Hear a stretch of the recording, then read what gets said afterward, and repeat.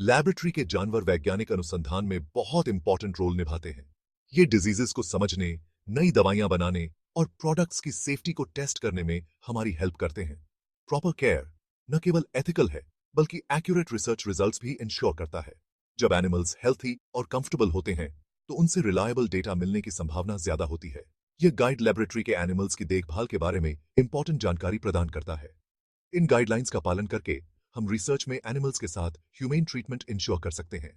उनकी वेलबींग हमेशा हमारी टॉप प्रायोरिटी होनी चाहिए। हाउसिंग एनवायरनमेंट लेबोरेटरी के एनिमल्स की वेलबींग को सिग्निफिकेंटली इंपैक्ट कर सकता है। उनके फिजिकल और मेंटल हेल्थ के लिए एक क्लीन, कंफर्टेबल और स्टिम्युलेटिंग एनवायरनमेंट बहुत जरूरी है। हाउसिंग का टाइप, स्पीसीज और किए जा रहे रिसर्च के हिसाब से अलग अलग हो सकता है। केजेस इतने स्पेशियस होने चाहिए कि एनिमल्स फ्रीली मूव कर सकें और अपने नेचुरल बिहेवियर्स दिखा सकें। अमोनिया और अन्य हानिकारक गैसों के बिल्डअप को रोकने के लिए उन्हें एडिक्वेट वेंटिलेशन की आवश्यकता होती है। टॉयज, नेस्टिंग मटेरियल्स और क्लाइंबिंग स्ट्रक्चर्स जैसे एनरिचमेंट आइटम्स प्रोवाइड करने से बोर्डम और स्ट्रेस कम हो सकता है। डिजीजेस के स्प्रेड को रोकने के लिए केजेस की रेगुलर क्लीनिंग बहुत जरूरी है। एनिमल्स को हर समय फ्रेश फूड और क्लीन वाटर मिलना चाहिए। उनकी वेल बीइंग के लिए कंसिस्टेंट टेम्परेचर लेवल मेंटेन करना भी जरूरी है। अही चेला है। लेबोरेटरी के एनिमल्स के स्वास्थ्य के लिए प्रॉपर न्यूट्रिशन बहुत जरूरी है। फूड का प्रकार और फीडिंग स्केड्यूल स्पीसीज और एज के आधार पर अलग अलग होगा। ऐसा बैलेंस डाइट प्रोवाइड करना जरूरी है जो उनकी न्यूट्रिशनल नीड्स को पूरा करे। कमर्शियल एनिमल फीड आसानी से उपलब्ध है और इसे स्पेसिफिक रिक्वायरमेंट्स को पूरा करने के लिए बनाया जाता है। रेप्यूटेबल सप्लायर्स से हाई क्वालिटी फीड चूज करना बहुत जरूरी है। सप्लीमेंट्री फूड आइटम्स के रूप में ताजे फल, सब्जियां और हे ऑफर किए जा सकते हैं। यह इंश्योर करने के लिए कि फूड और वाटर कंटेनर्स क्लीन और एक्सेसिबल हैं, उन्हें रेगुलरली चेक करें। लेबोरेटरी के एनिमल्स को हैंडल करने के लिए स्किल और केयर की जरूरत होती है, ताकि स्ट्रेस कम से कम हो और एनिमल और हैंडलर दोनों को इंजरीज से बचाया जा सके। एनिमल्स को डराने से बचने के लिए हमेशा शांति से उनके पास जाएं और धीमी आवाज में बात करें। डिजीजेस के ट्रांसमिशन को रोकने के लिए उचित पर्सनल प्रोटेक्टिव इक्विपमेंट जैसे कि ग्लव्स और लैब कोट्स पहने। किसी एनिमल को उठाते समय उसके शरीर के वजन को सपोर्ट करें ताकि उसे तकलीफ या चोट न लगे। एनिमल को कभी भी उसकी पूंछ या कान पकड़कर न उठाएं। प्रत्येक स्पीसीज के लिए रेकमेंडेड स्पेसिफिक हैंडलिंग टेक्निक्स से खुद को परिचित करें। उदाहरण के लिए रैट्स और माइस को पूंछ के बेस से पकड़ा जा सकता है, जबकि रैबिट्स को उनके हाइंड क्वार्टर्स के नीचे सपोर्ट की जरूरत होती है। जेंटल हैंडलिंग से एनिमल्स में ट्रस्ट बनता है और स्ट्रेस कम होता है। मटीरियल इनोक्यूलेशन, पदार्थों को सुरक्षित रूप से प्रवेशित करना। मटीरियल इनोक्यूलेशन लेबोरेटरी सेटिंग्स में एक कॉमन प्रोसीजर है। इस प्रोसीजर के लिए सेफ्टी प्रोटोकॉल्स का सख्ती से पालन करने की आवश्यकता होती है। किसी भी इनोक्यूलेशन प्रोसीजर को शुरू करने से पहले मटीरियल, डोसेज और रूट को समझ लें। कंटामिनेशन को रोकने के लिए स्टेराइल टेक्निक्स का इस्तेमाल करें।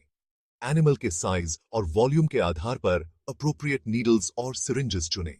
प्रशासन के सामान्य मार्गों में इंट्रावीनस, सबक्यूटेनियस, इंट्रामस्कुलर और इंट्रापेरिटोनियल इंजेक्शंस शामिल हैं। किसी भी एडवर्स रिएक्शंस के लिए एनिमल की बारीकी से निगरानी करें। नेक्रोप्सी, मृत्यु के बाद पशु स्वास्थ्य को समझना। नेक्रोप्सी, जिसे एनिमल ऑटोप्सी भी कहा जाता है, लैबोरेटरी के एनिमल्स पर मृत्यु का कारण निर्धारित करने या एक्सपेरिमेंटल ट्रीटमेंट्स के प्रभावों का आकलन करने के लिए किया जाने वाला एक पोस्टमार्टम एग्जामिनेशन है।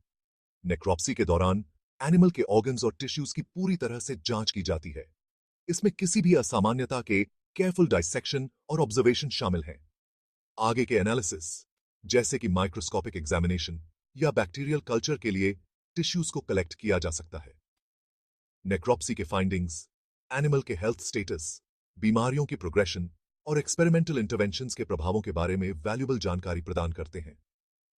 ये फाइंडिंग्स शोधकर्ताओं को अध्ययन के परिणामों की व्याख्या करने और संभावित स्वास्थ्य समस्याओं की पहचान करके एनिमल वेलफेयर में सुधार करने में मदद कर सकते हैं।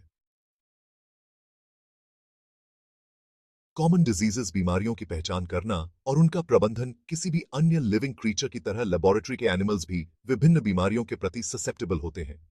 बीमारी के लक्षणों को समय पर पहचानना, प्रॉम्प्ट ट्रीटमेंट और संक्रमण के स्प्रेड को रोकने के लिए बहुत जरूरी है। लेबोरेटरी के एनिमल्स में बीमारी के कुछ सामान्य लक्षणों में वेट लॉस, सुस्ती, रफल्ड फर, सांस लेने में तकलीफ, दस्त और स्किन लीजन्स शामिल हैं। यदि इनमें से कोई भी लक्षण दिखाई देता है, तो प्रभावित एनिमल को अलग कर दें और तुरंत एक वेटरिनेरियन से संपर्क करें। लेबोरेटरी के एनिमल्स में होने वाली सामान्य बीमारियों में बैक्टीरियल और वायरल इन्फेक्शन से लेकर पैरासाइट्स और जेनेटिक डिसऑर्डर्स तक शामिल हैं। उपचार स्पेसिफिक डिजीज के आधार पर अलग-अलग होगा और इसमें antibiotics, antiviral medications, anti parasitic drugs या सपोर्टिव केयर शामिल हो सकती है। एक्सपेरिमेंटल प्रोसीजर्स, नैतिक विचार और तकनीकें। लेबोरेटरी के एनिमल्स से जुड़े एक्सपेरिमेंटल प्रोसीजर्स को केयरफुली डिजाइन और एक्सिक्यूट किया जाना चाहिए ताकि दर्द और परेशानी को कम से कम किया जा सके। नैतिक विचार हमेशा एक टॉप प्रायोरिटी होने चाहिए। कोई भी एनिमल एक्सपेरिमेंट्स करने से पहले शोधकर्ताओं को एक institutional animal care and use committee या IACUC से एथिकल अप्रूवल प्राप्त करनी चाहिए। IACUC रिसर्च प्रपोजल्स की समीक्षा करके यह इंश्योर करता है कि एनिमल यूज उचित है और एनिमल सफरिंग को कम करने के लिए सभी आवश्यक कदम उठाए गए हैं। ह्यूमेन एंड पॉइंट्स, जो किसी एनिमल को अनावश्यक पीड़ा से बचाने के लिए किसी अध्ययन से हटाए जा सकने वाले अर्लीस्ट पॉइंट को परिभाषित करते हैं, को स्थापित किया जाना चाहिए। किसी भी प्रोसीजर के लिए उचित एनेस्थीसिया और एनाल्जीसिया प्रदान की जानी चाहिए।